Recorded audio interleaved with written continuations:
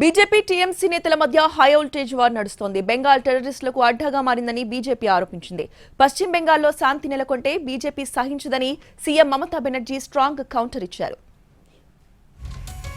Rameswaram blast నిందితులను NIA కోల్కతాలో అదుపులోకి తీసుకుంది. రామేశ్వరం పేలుడు సూత్రధారి అబ్దుల్ మతీన్ తహాతో పాటు ఈ బాంబు అమర్చిన ముసావీర్ హుస్సేన్ కూడా కోల్కతాలో అరెస్టు చేశారు.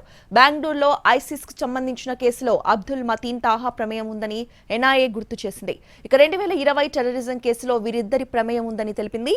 వీరిద్దరూ నకిలీ ధృవపత్రాలు సృష్టించుకున్నారని మహమ్మద్ జునేద్ సయ్యద్ పేరు షాజిద్ గాను అలాగే తాహా విఘ్నేష్ పేరుతో ఆధార్ కార్డు రూపొందించుకున్నారని వివరించింది. నిందితుల్ని బెంగాల్లో పట్టుకోవడం బీజేపీ టీఎంసీ నేతల మధ్య మాటల యుద్ధానికి దారితీసింది. బెంగాల్ ఉగ్రవాదులకి స్వర్గధామంగా నిలిచిందని బీజేపీ శాసనసభాపక్ష నేత సువేందు అధికారి సోషల్ మీడియాలో పోస్ట్ చేశారు.